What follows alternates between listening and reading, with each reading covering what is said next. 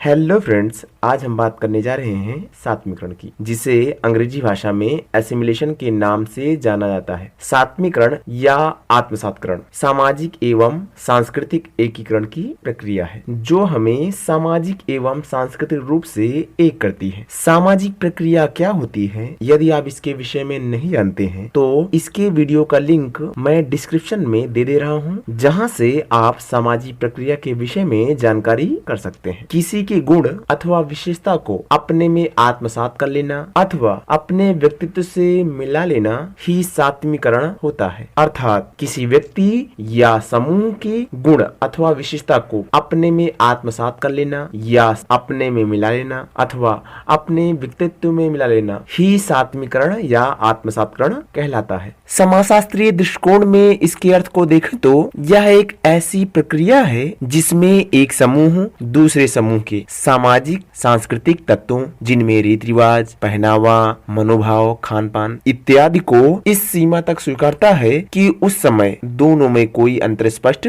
नहीं किया जा सकता है। सात्मीकरण की परिभाषा की बात करें तो ऑगबर्न एवं निमकाफ के अनुसार दो या दो से अधिक समूहों के दृष्टिकोण में समानता हो जाने की प्रक्रिया को सात्मीकरण कहा जाता है। इस प्रकार ऑगबर्न और निमकाफ ने बताया कि जब दो या दो से अधिक समूह के दृष्टिकोण या परिप्रेक्ष्य या नजरिया में समानता हो जाए या फिर एक जैसी हो जाए तो इस प्रक्रिया को ही सात्मीकरण कहा जाता है। बोगार्ट्स के अनुसार सात्मीकरण वह प्रक्रिया है जिसके द्वारा अनेक व्यक्तियों की मनोवृत्तियां एकीकृत हो जाती हैं और इसके फलस्वरूप वह एक संयुक्त समूह के रूप में विकसित हो जाते हैं। इस प्रकार बोगार्ट्स ने बताया कि सात्मीकरण एक ऐसी प्रक्रिया है जिसके द्वारा कई व्यक्तियों की मनोवृत्तियां या आदतें एकीकृत हो जाती हैं, अर्थात एक हो जाती हैं और इसके फलस्वरूप एक संयुक्त समूह का निर्माण कर विकसित हो जाती हैं। सात्मीकरण की विशेषता की बात करें तो पहली विशेषता, सात्मीकरण एक सामाजिक एवं सांस्कृतिक प्रक्रिया है। अर्थात एक सामाजिक प्रक्रिया के रूप में सात्मीकरण में दो व्यक्तियों या समूह के विचारों, उद्देश्यों, दृष्टिकोणों, मनोवृत्तियों में समानता आती है, जबकि सांस्कृतिक प्रक्रिया के रूप में सात्मीकरण में दो भिन्न सांस्कृतिक समूह परस्पर घुल मिल जाते हैं। वे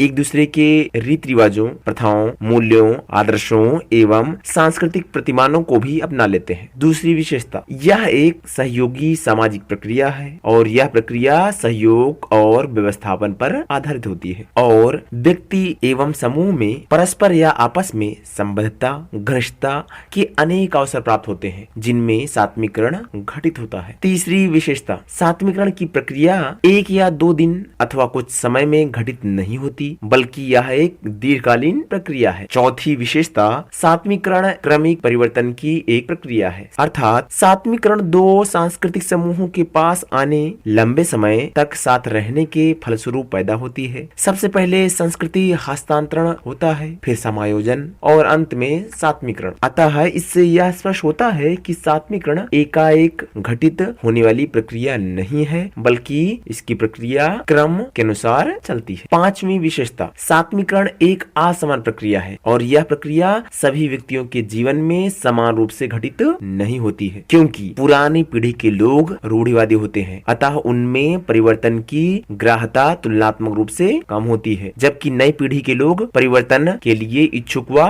तत्पर होते हैं। छठवीं विशेषता, सात्मीकरण एक व्यक्तिक एवं सामाजिक प्रक्रिया है। व्यक्तिक प्रक्रिया में दो भिन्न एवं असमान व्यक्ति और सामाजिक प्रक्रिया के रूप में दो भिन्न एवं असमान समूह समान हो जाते हैं, अर्थात एक जैसे हो जाते हैं। इसके अलावा सात्मीकरण की विशेषता में सामूहिक भावना भी पाई जाती है। सात्मीकरण की प्रक्रिया सामूहिक भावना को उपयोगी मानती है, क्योंकि इनमें व्यक्तिगता और अवसर का कोई क्षेत्र नहीं होता। सात्मीकरण के सहायक तत्वों की बात करें तो पहला, सहिष्णुता। सात्मीकरण की प्रक्रिया में व्यक्ति के मध्य सहिष्णुता या सहनशीलता या क्षमा होनी चाहिए, जिससे कि वह दूसरे के सांस्कृतिक तत्वों को संवेदना पूर्ण समझकर तथा हठवादिता को त्याग कर स्वीकार कर सके। दूसरा तत्व, समीपता एवं सामाजिक संपर्क। दो या दो से अधिक समूह के मध्य निकट के संपर्क होने से ही सात्मीकरण की प्रक्रिया क्रियाशील होती है और इसके कारण ही सदस्यों के मध्य सामाजिक संबंध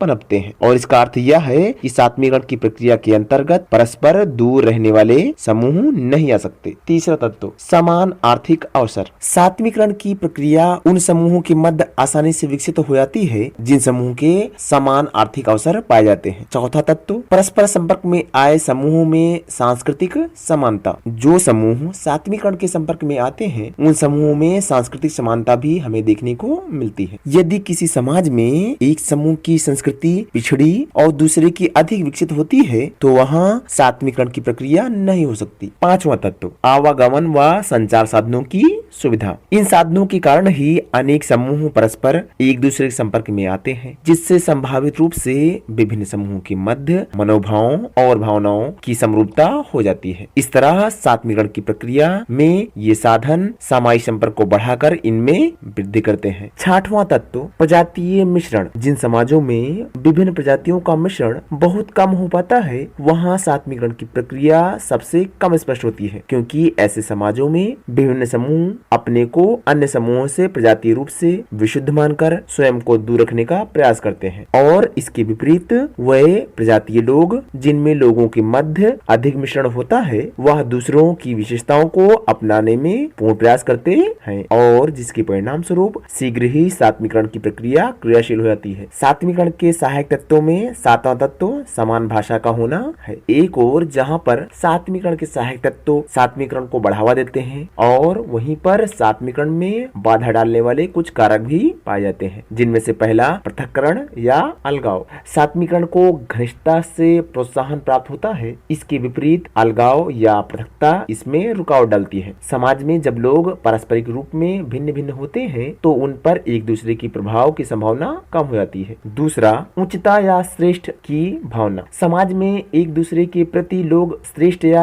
हीनता की भावना रखते हैं और यह भावना ही उनमें घृणा एवं द्वेष उत्पन्न करती है, जिससे वे परस्पर संबंध एवं संपर्क बनाने की इच्छा नहीं रखते हैं। इस कारण लोग अनेक बातों को सीखने से वंचित रह जाते हैं। तीसरा, प्रजातीय भावना। यह प्रजातीय भावना लोगों को एक दूसरे से पृथक करती है और जो कि सात्विकरण में बाधा डालता है। चौथा कारक, शारीरिक, सांस्कृतिक एवं वर्गगत भिन्नता। समाज में भिन्न भिन्न शारीरिक एवं मनोवैज्ञानिक लक्षण के लोग होते हैं, जिसके आधार पर लोग एक दूसरे से भिन्न दिखाई पड़ते हैं और यह भिन्नता लोगों के संपर्क बनाने में कठिनाई उत्पन्न करती है। इससे सात्विकरण में बाधा उत्पन्न होती है, और जब समाज में लोग केवल स्वयं की ही संस्कृति से संबंध रखते हैं तो दूसरे की संस्कृति से संबंध नहीं रखते। इस दशा में सात्विकरण की प्रक्रिया में बाधा उत्पन्न होती है। पांचवा बाधक कारक, आत्म उत्पीड़न। आत्म उत्पीड़न एवं अन्याय से शोषकों एवं शोषितों अर्थात अमीर वर्ग और निर्धन वर्ग में संघर्ष उत्पन्न होता है, जो लोगों में दूरियां उत्पन्न करते हैं,